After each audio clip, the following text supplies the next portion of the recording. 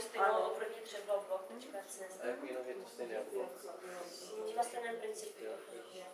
No, ale měla byste si být silná v kramflecích, určitě úplně stejné to není, že? A to vlastně na stejném principu. Ano, na stejném principu, já vím, že jste to dobře řekla, ale víceméně by to mělo znít trošku jinak, ta diskuse. Co tam je navíc, proč to je oblíbenější, než je, já nevím, blog.cz nebo ano, a to byste měla jakoby správce tohoto tématu tomu věnovat, to úsilí, to najít a něco najít. Něčím to je lepší, když to používá o tolik víc lidí. Samozřejmě může to být jenom angličtinou, že těch anglicky mluvících je víc. Jo? Je mi rozumět trošku? Že? Na stejném principu je málo, zkusit hledat, v čem zdát nějaká zvláštnost je. Takže na stránkách sama máme takový základní úvod a podrobnější informace společně s úkolem najdeme na tomto odkazu.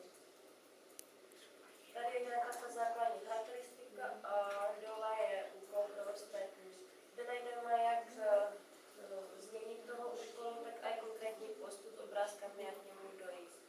Náš základní úkol byl najít blog na wordpress.com, který by byl tematicky stejně zaměřený jako naše poslední téma zpracovávané Slack. To znamená, když my jsme měli zpracovat WordPress, tak bychom si našli nějaký blog na stejné téma.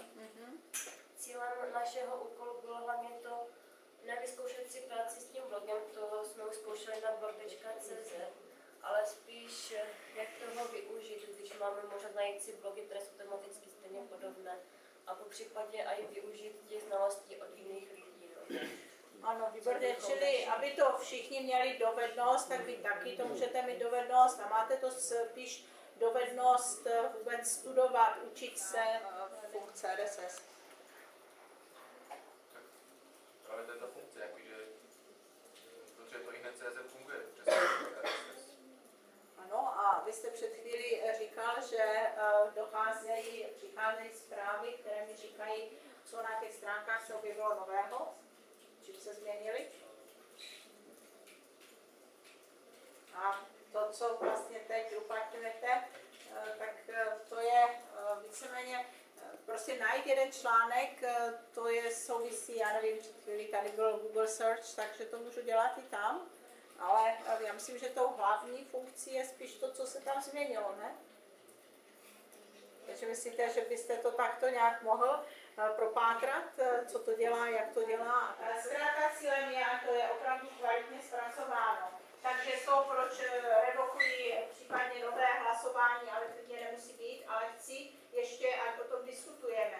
Čili asi kolegyně si myslí, že ne všichni dost dobře domysleli, co to všechno pro ně znamená, že mají udělat během těch 14 dnů. Takže zkusme teď chvíli diskutovat o tom, zkuste dávat argumenty, proč si myslíte,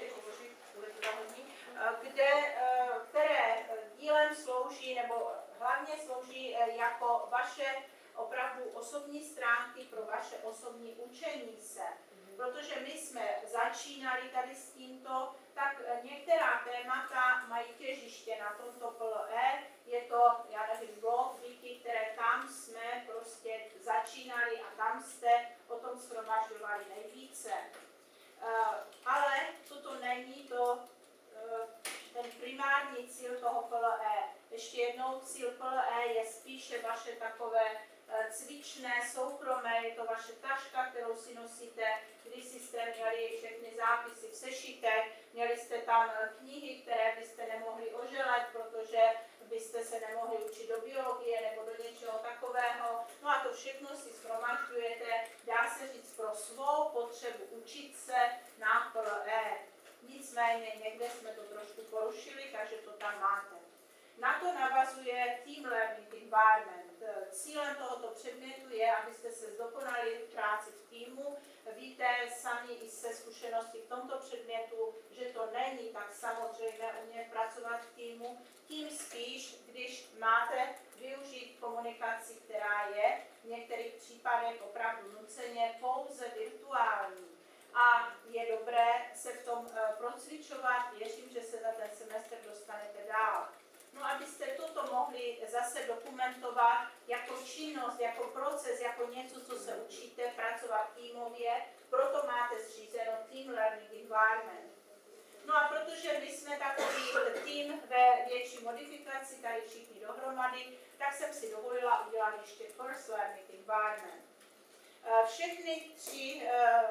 Všechna tři prostředí musí obsahovat všech, dneska už to můžeme specifikovat, 18 témat, plus je tam ta kategorizace a nevím, jestli co kategorizace, to už to personál už jsme dali jako jedno z toho, takže ta je, myslím, navíc. Snažila jsem se v tom, kde máte povinnosti toho, co máte splnit, abyste měli vždycky určeno, že toto téma má své těžiště na třeba PLE, tam byly ty první témata tam byla, anebo jiné téma má své těžiště na Team Learning Environment a třetí, to jsou zejména ty, co se jim věnujeme v závěru semestru, mají své těžiště na First Learning Environment. Určitě to neznamená, že něco zpracovávám 3krát, ale všichni mě dobře poslouchejte. Princip je ten, co už říkal Komenský, že když se něco učím, tak mám spirálovitě nabalovat další a další. Jestliže tady kolega řekl, do té doby jsem o RSS kanálech vůbec nic nevěděl, no tak někde získávám vůbec první kontakty s tím. To si můžu tam skládat na PLE, potom už to dávám do nějakého vztahu, nějakých souvislostí, zejména se svými kolegy v týmu a už je to učesanější, už tam je taky vazba na to, co poznal kolega, co on objevil, diskuse nad tím, co je lepší, co je horší a toho smysl je Team Learning Environment.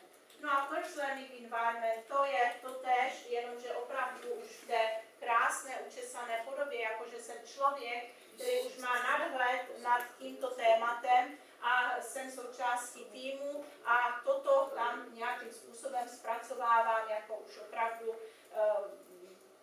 co nejvíc hotové. Samozřejmě nemáme na to prostor do hloubky úplně poznat každé z těch témat, nicméně do hloubky, jak je to možné. Už jste toto poznali a prezentujete to na First Learning Environment.